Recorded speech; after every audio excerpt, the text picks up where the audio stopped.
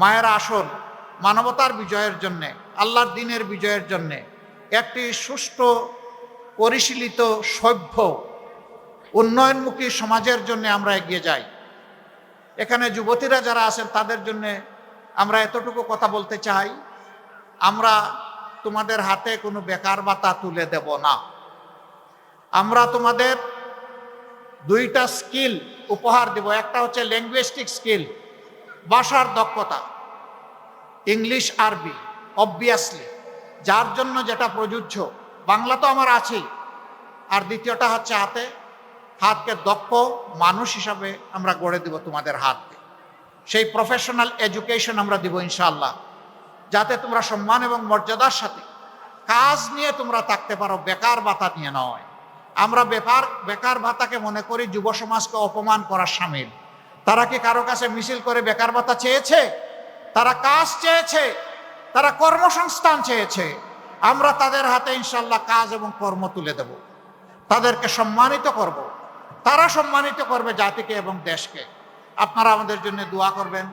12 তারিখের এই বিজয় বাংলাদেশ জামাতে ইসলামের বিজয় না হয়ে 12 তারিখের এই বিজয় হোক 18 কোটি মানুষের বিজয়। 18 কোটি মানুষের বিজয় যদি হয়, আলহামদুলিল্লাহ, এটা হবে জামাতে ইসলামের বিজয়। আমরা কোনো ব্যক্তি, গোষ্ঠী, পরিবার, দলের বিজয় চাচ্ছি না। আমরা চাচ্ছি সত্যিকার অর্থে মানবতার বিজয়, 18 কোটি মানুষের বিজয়। আমাদের চোখে সকলেই সমান। নাগরিক হিসাবে এই দেশে যারাই জন্ম নিয়েছেন, যারাই বসবাস করেন, আমরা সবার প্রতি শ্রদ্ধাশীল। তার ধর্ম বর্ণ আমরা দেখব না। তিনি আশরাফুল মখলুকাত, একজন মানুষ। আমাদের বিবেচনার জন্য এটাই যথেষ্ট। কষ্ট করে আপনারা এসেছেন, আপনাদের জন্য ঘর থেকে বের হওয়া অত সহজ না। এই যে এখানে ফুলকুড়িদের মেলা, এখানে সব ফুলের কলিগুলা সবাই চলে এসেছে এখানে, আইসা তারা এনজয় করতেছে। এদেরকে নিয়ে সামলিয়ে আপনাদের এইখানে আসা, আবার নিয়ে যাওয়া, আপনাদের এই স্যাক্রিফাইস, এই ত্যাগ আল্লাহ তাআলা কবুল করুন দেশের জন্য, জাতির জন্য। এক মায়ের সাথে আমার কথা হয়েছে, শরীফ উসমান হাদির মা, সালাম বিনিময় হয়েছে। তিনি যখন অসুস্থ ছিলেন হসপিটালে, তখন অত্যন্ত পর্দানুশীল মহিলা, দিনদার মহিলা, আলহামদুলিল্লাহ, তার সন্তানকে তিনি জাতির জন্য উপহার দিয়েছেন। হাদি দুনিয়া থেকে চলে গিয়েছে, কিন্তু কোটি কোটি হাদি সে তৈরি করে রেখে গেছে। হাদিরা বেঁচে থাকলে বাংলাদেশ পথ হারাবে না ইনশাআল্লাহ। ইনসাফের বাংলাদেশ কায়েম হবে। পুরুষদের মতো নারীরাও কর্মক্ষেত্রে সমান অবদান রাখবেন, সম্মান এবং নিরাপত্তার সাথে। আমরা তার যে কোনো মূল্যে নিশ্চিত করব ইনশাআল্লাহ। চলাচলের জন্য বড় শহরগুলোতে আলাদা বাস সার্ভিস থাকবে, পিক আওয়ারে তাদের জন্য আলাদা গাড়ি থাকবে। পুরুষদের অসুবিধা নাই, মাইলের পর মাইল হাঁটবে, বাইক চালাবে, বাইসাইকেলে আসবে, পাবলিক ট্রান্সপোর্টে উঠবে, ঠেলাঠেলি করে, সমস্যা নাই। কিন্তু আমার মায়ের সমস্যা আছে, সেই সম্মানটা আমরা নিশ্চিত করব ইনশাআল্লাহ। কর্মক্ষেত্রে মায়েদের জন্য সেখানে বেবি কর্নার থাকবে, ব্রেস্ট ফিডিং কর্নার থাকবে, ডে কেয়ার থাকবে। এই সব ব্যবস্থাও নিশ্চিত করা হবে। পর্যাপ্ত পরিমাণে একটা সংখ্যা যদি সেখানে মায়েদের অবস্থান থাকে, একেবারে কম হলে করাটা কঠিন হবে। পর্যায়ক্রমে সব ইনশাআল্লাহ আমরা করব। আমরা বলেছিলাম যে সমস্ত মায়েরা সন্তান পুষেন, তাদের জন্য আমরা 5 ঘন্টা কর্মঘণ্টা করতে চাই। কিছু লোক হই হই রই রই শুরু করে দিল। 5 ঘন্টা করলে তারা তো আর মানুষ তাদেরকে কর্মক্ষেত্রে নেবে না। আমাদের কথাগুলো না শুনেই চিৎকার শুরু করে দিল, লাফালাফি শুরু করে দিল। আমরা কি বলেছি তারা বুঝারও চেষ্টা করে নাই। আমরা বলেছি বহু মা সন্তান লালন পালন করতে গিয়ে চাকরিটাই ছেড়ে দেন, এরপরে সেই চাকরিতে আর ফিরে যেতে পারেন না। বরঞ্চ 5 ঘন্টা যদি কর্মঘণ্টা করা হয়, সন্তানের সেখানে যদি বেবি কেয়ার সিস্টেম করা হয়, তাহলে ও মা তার প্রয়োজন পূরণের জন্য, তার দক্ষতা কাজে লাগানোর জন্য সেখানে থেকে যাচ্ছেন, তাকে বিদায় নিতে হচ্ছে না, তিনি ঝরে পড়ছেন না। আমরা বলেছি এই যে গ্যাপ হবে, এই গ্যাপের দায়িত্ব রাষ্ট্রকে নিতে হবে। মারাই তো রাষ্ট্রের বুনিয়াদ, তাদেরকে বাদ দিয়ে তো কোনো কিছু কল্পনাই করা যাবে না।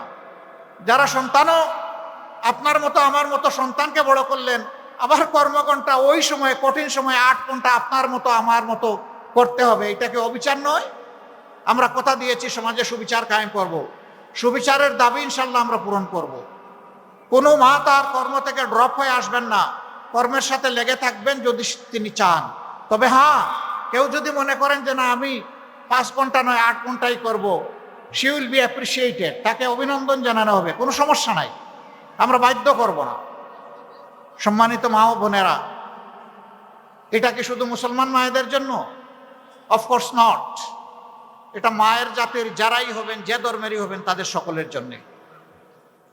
তবে একটা জিনিস আমরা ফিল করি, চলাচলে, সফরে, প্রয়োজনে আপনাদেরকে বিভিন্ন মার্কেটে একান্ত প্রয়োজনে যেতে হয়, কিন্তু পুরুষদের জন্য পর্যাপ্ত ওয়াশরুম, নামাজের জায়গার ব্যবস্থা থাকলেও মহিলাদের জন্য, নারীদের জন্য সেটা থাকে না। আল্লাহ যদি আমাদেরকে এই সুযোগ দেন, জায়গায় জায়গায় মার্কেট যারা বানাবেন তাদেরকে কন্ডিশন দিয়ে দেওয়া হবে, এটা নিশ্চিত করতে হবে আপনাদের। পুরুষরা দৌড়াদৌড়ি ছুটাছুটি করতে পারবে, আমার মা যাবে কোথায়? যার সবচাইতে প্রয়োজন তার জন্যই কোনো ঠিকানা নাই, যার প্রয়োজনটা ছোট তার জন্য সব রেডি করে রাখা হয়েছে। আমরা মাতৃতান্ত্রিকতাও চাই না, আমরা পিতৃতান্ত্রিকতাও চাই না, আমরা একটা মানবিক সমাজ চাই। উভয়ের সমন্বয়ে আমরা একটা মানবিক সমাজ চাই। আমরা কোনো ক্লেশ চাই না, বিভাজন চাই না, ধর্মেও চাই না, বর্ণেও চাই না, আমরা কোনো জেন্ডারেও কোনো ব্যবধান চাই না। তবে আল্লাহ তাআলা যার জন্য প্রাকৃতিকভাবে যা তৈরি করে দিয়েছেন সেইটাকে নিয়ামত হিসাবে কবুল করে নিয়েই আমাদের শুকরিয়া আদায় করতে হবে। এটাই আমাদের কথা। আপনাদের প্রতি আমাদের অনুরোধ, 12 তারিখে 2টি ভোট। একটা হচ্ছে হা ভোট। হা মানে হচ্ছে বাংলাদেশ জিতে যাওয়া, হা মানে হচ্ছে আজাদি, হা মানে ফেসিবাদ, যন্ত্রণা আর ফিরে না আসা। অতএব ইনশাআল্লাহ আমাদের প্রথম ভোটটি হবে হা। দ্বিতীয় ভোট ন্যায় এবং ইনসাফের বিপক্ষে। পরিষ্কার কথা, দূর অতীতে আমাদের যাওয়ার দরকার নাই। যেদিন থেকে আল্লাহ তাআলা কিছু মুক্তির ব্যবস্থা করে দিলেন, 5ই আগস্ট 24 সাল, সেদিন থেকে কার আমলনামা কেমন, কার দৃষ্টিভঙ্গি, চলাফেরা, কাজকর্ম, আচার আচরণ, কার নীতি পলিসি কেমন, সেইটা আপনাদের সকলের সামনে পরিষ্কার। এখানে যাদেরকে সুনীতির উপর পাবো, যাদের উপর আস্থা রাখতে পারবো, আমার দেশ, আমার মাটি, আমার মা, আমার ভাই, সবার আমানত যারা রক্ষা করতে পারবে, ইনশাআল্লাহ 12 তারিখের ভোট তাদের পক্ষে হবে। আমরা ইনসাফের প্রতীক দাঁড়িপাল্লা দিয়েছি। আমরা ওজন করে সকলের পাওনা তার ঘরে পৌঁছে দিতে চাই। যার যেটা অধিকার, যার যেটা পাওনা, সেইটাই দাঁড়িপাল্লার নিক্তিতে ওজন করে ইনশাআল্লাহ আমরা পৌঁছে দিতে চাই। আল্লাহ যেন আমাদেরকে তৌফিক দান করেন। আফরার স্ত্রী, বিধবা স্ত্রী, তার 2 সন্তানকে কুলে টানলেন আর হু হু করে কেঁদে দিলেন। তারা বললেন, মা তুমি কাঁদো কেন? জবাব দিলেন, আমি কাঁদি, রাসূল করিম সাল্লাল্লাহু আলাইহি ওয়াসাল্লাম জীবনের প্রথম অভিযানে যাচ্ছেন, হয়তোবা দিনের শত্রুদের মোকাবেলা হবে। আমার এই সংসারে প্রাপ্তবয়স্ক কোনো লোক নাই, তোমার বাবা মারা গেছেন আর তোমরা অবুঝ। তারা বললেন, মা আমরা যাব? না, তোমরা তো প্রাপ্তবয়স্ক হওনি, নবীজি তোমাদেরকে নিবেন না, তোমরা যুদ্ধের জন্য উপযুক্ত না। বলে যে আমাদেরকে গোসল করান, যুদ্ধের পোশাক পরায় দেন, মাথায় কপালে একটা চুমু দেন এবং উটের পিঠে উঠায় দেন, অস্ত্র আমাদের হাতে তুলে দেন। আমরা নবীজিকে ছাড়বো না, আমাদেরকে যুদ্ধের ময়দানে নিতে হবে। আল্লাহর নবী প্রস্তুত। এই 2 যুবক একই উটে চড়ে হাজির। জিজ্ঞেস করলেন, তোমরা কারা? বলে যে আমরা পিতাহারা, এতিম, আফরার সন্তান, আমরা যুদ্ধে যেতে এসেছি। অসম্ভব, তোমরা কেমনে যুদ্ধে যাবা? তোমাদের তো বয়স হয় নাই। তারা বলল, না আমাদেরকে নিতে হবে, কারণ আমরা মাকে কথা দিয়ে এসেছি, আমরা ওয়াদা ভঙ্গ করতে পারবো না। তোমাদের মা তোমাদেরকে এইরকম তৈরি করে দিয়েছে? বলে হ্যাঁ তৈরি করে দিয়েছে। আচ্ছা ঠিক আছে, আসো 2 জনে কুস্তি লাগাও, যে জিতবে ওরে আমি নিয়ে যাব। ছোটজন গলায় ধরে বলতেছে, ভাইয়া ওয়াদা তুমি একা করো নাই, আমিও করেছি, আমি জানি কুস্তিতে তুমি আমাকে হারিয়ে দেবে, কিন্তু আমার একটা অনুরোধ, তোমাকে রক্ষা করতে হবে। কয় বলো? কয় যে প্রথম রাউন্ডে তুমি হেরে যাইও ইচ্ছা করে, আর এরপরে সব রাউন্ড তোমার। আলহামদুলিল্লাহ, আল্লাহ রসুল দেখছেন আর হাসছেন 2 জনের কানাকানি, যে কিছু একটা হয়ে যাচ্ছে এখানে। এরপরে যা হবার তাই হলো। রাসূল করিম সাল্লাল্লাহু আলাইহি সাল্লাম 2 জনকে তুলে নিয়ে চুমুতে চুমুতে একদম ভরে দিল। তারপরে নিজের হাতে আল্লাহর উপর তাওয়াক্কুল করে ওই একই উটের পিঠে ওদেরকে উঠাই দিলেন। যুদ্ধের ময়দানে গিয়ে বড় ভাই তিনি রাসূল করিম সাল্লাল্লাহু আলাইহি সাল্লামের একজন মর্যাদাবান সাহাবীকে কানে কানে গিয়ে বললেন, চাচা যান, আবু জেহেলকে, এই যুদ্ধে কি সে এসেছে? উনি হাসতে হাসতে কিলকিলিয়ে বললেন, তুমি আবু জেহেল দিয়ে কি করবে? ও তো মক্কার সবচেয়ে বড় পাহলওয়ান, যোদ্ধা, দুর্দর্শ সেনাপতি। কয় চাচা একটু দেখায় দেন। কয় কেন? মায়ের মুখে শুনেছি সে নাকি আল্লাহ রসুলকে সবচেয়ে বেশি জ্বালাতন করেছে, ওরা একটু দেখতে চায়। তিনি বললেন, যার মাথার পাগড়িটা সবচেয়ে বড়, যার দাড়ি সবচেয়ে লম্বা, যে মানুষটা এখানে সবচেয়ে উঁচু, যার মুখে গুটির দাগ, তার নাম আবু জেহেল। ওনার বর্ণনা শেষ হওয়া মাত্রই ছু করে তার ধনু থেকে তীর বের হয়ে গিয়ে এফুড় এফুড় চিৎকার দিয়ে আবু জেহেল মাটিতে পড়ে বলতেছে, ওরে কৃষকের সন্তান, তোর হাতে আমার জীবন যাবে, একটা অভিজাত আমাকে মারতে পারলো না। কৃষকের সন্তান মানে মদিনাবাসী, ওরা হেয় করত। আমরা তো সেই রকম মা পেয়েছি, সেই রকম মা গত 15.5 বছর আমরা দেখেছি। আমরা এই মেয়াদের জন্য আল্লাহর দরবারে শুকরিয়া আদায় করি আর দোয়া করি আল্লাহ এই ধরনের মা আরো বেশি বেশি করে এই জাতিকে দান করুন। বিশেষ করে মায়ের জাতি আরো আলাদা। একটা মেয়ে শিশুকে মা তিলে তিলে বড় করেন। একটা গাছ লাগিয়েছিলেন, গোলাপ গাছ, সেই গোলাপ গাছের নিচে পানি দেন, সার দেন, কীট পতঙ্গ থেকে রক্ষা করেন, যত্ন নিয়ে বড় করে তোলেন।